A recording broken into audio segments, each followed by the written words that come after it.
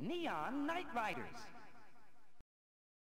I think he's. I don't know. I liked him as a kid, and he was my favorite. I think we all agree he was our favorite as kids. As right? kids, yeah, he was my favorite. But as I've gotten older, I'm like, maybe not Raph. I still like that voice actor though, because he did the voice of Mighty Max in the Mighty Max cartoon. Yeah, Rob Paulson. Yeah. I thought that was, he did a good job. I think Mighty Max is a very underrated cartoon. Rob Paulson's done a lot of voice work. He's actually done a lot of stuff all throughout our childhood, all the different cartoons. You know what else is a very big difference is the difference between Raphael in the cartoon series and Raphael in the movies. See, that's what I like too. Like Raphael in the movies, he's a loner, and he gets things done with this massive skill. Yeah, he's in a way he's almost the main protagonist of both the movie or the first two movies. Well, there is only two movies. There isn't a third. The third one, there was no third. I never heard of the third one. It doesn't exist. Yeah. But he's the protagonist of those two movies for the most part because he's the one who goes off on his own. Even though the third movie did market itself as Turtles in Time, they went back in time.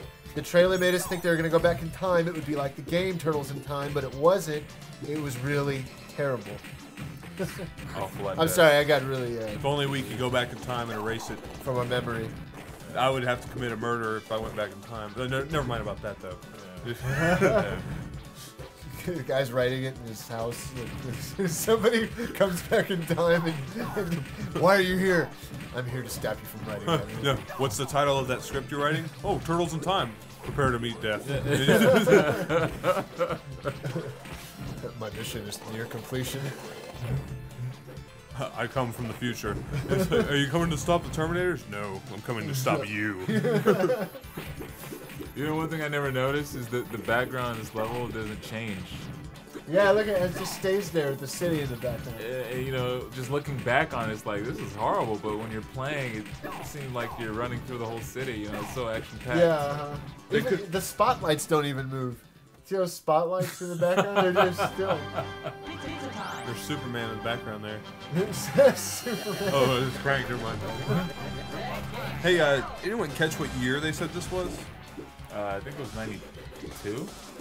Well, no, I mean the year of the future that we're in right now. Oh, 20XX or something. I don't know. Usually it's something with an X. Yeah, I'm wondering what year we're gonna get turtle hoverboards that we can ride on the highway with.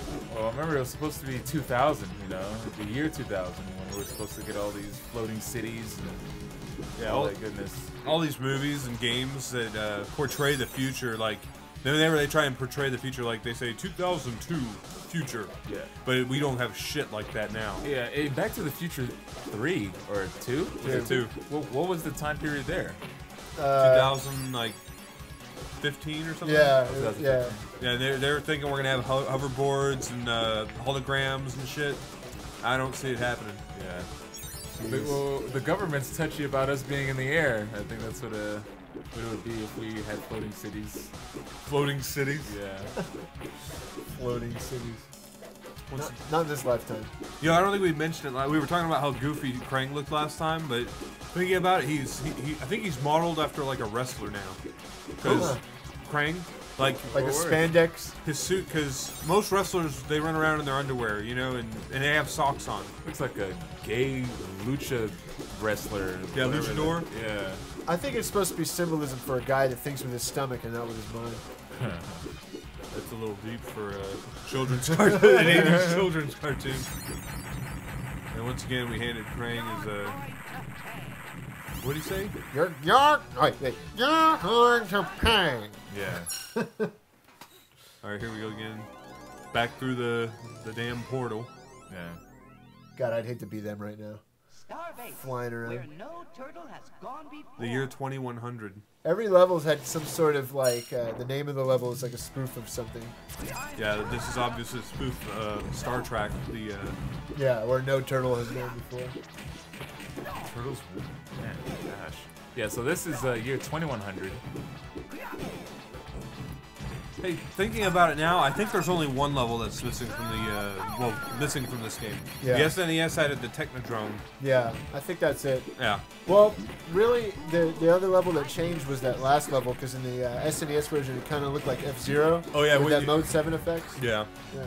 Yeah, we missed out on the Mode 7. But yeah, I think that's it. I like how... Beating them down again. Keeping it up.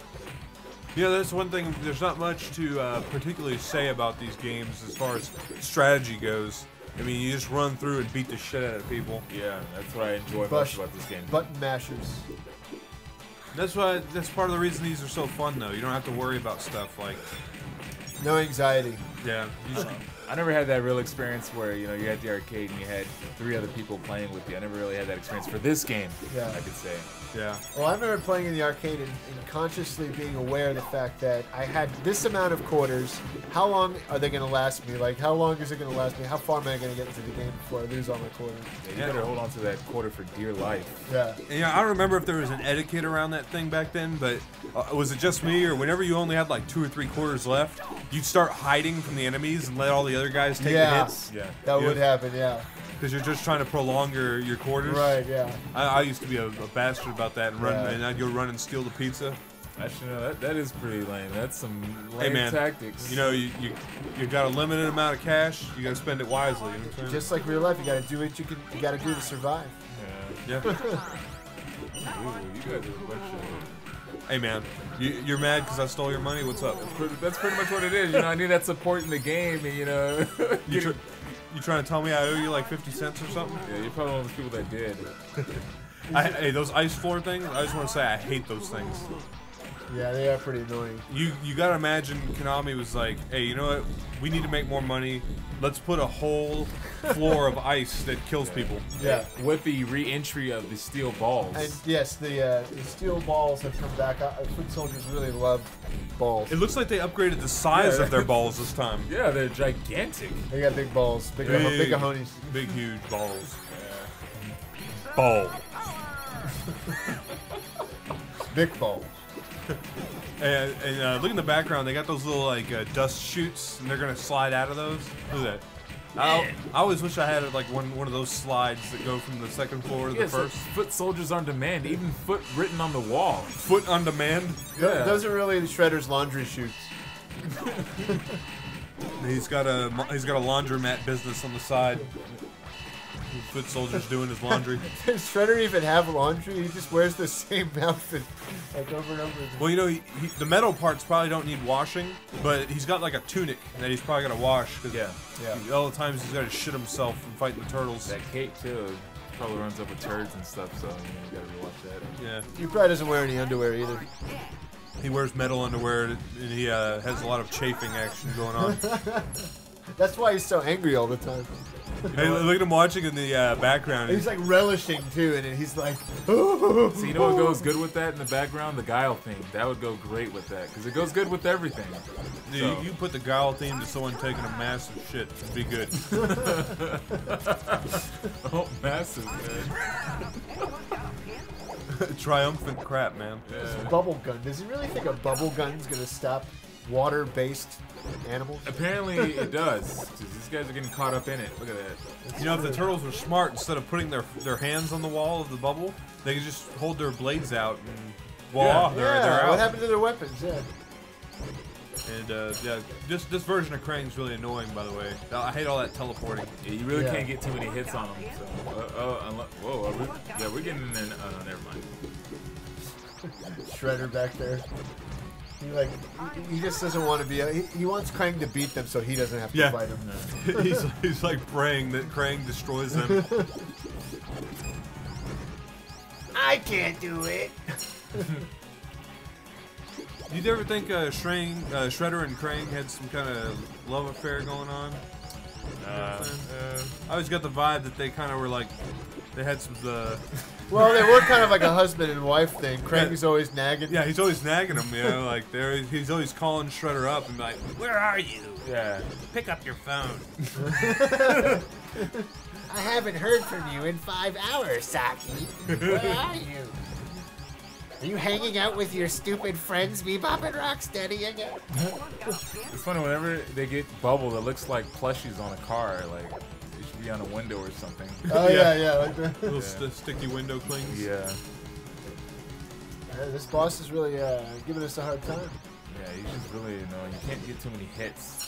Hey, once again, I gotta bring up that kill count, y'all. 404 is looking kind of sexy right now. Yeah, when you're constantly spamming the special. Yeah. You know, Hey, I got those kills legitimately. Yeah. You stop hating. By spamming specials. Am I double errands? No. This is the part of the game where you guys started to catch up to me, Michelangelo. Oh yeah. Yeah, like I think you passed me. Yeah. Kills. Yeah. Oh, what time? Gosh. Shredder shuts the TV off. Oh shit. Hey, look at Krang's like burned. Yeah, it was like he was dead. Yeah, he was gruesomely destroyed. Man, this game's pretty brutal. Yeah, they weren't having him come back for a sequel. Yeah. Now here comes what every kid wanted to fight back then was Super Shredder. Yeah. Oh, I thought we were gonna fight the Statue of Liberty. Oh, well, first he's regular. No, he's not Super Shredder in the arcade That's version. right. In the Super Nintendo one, he's Super Shredder. Yeah. He's just regular Shredder, and he looks a lot more fit. He's Yeah. got a lightsaber. He's like 9 feet tall.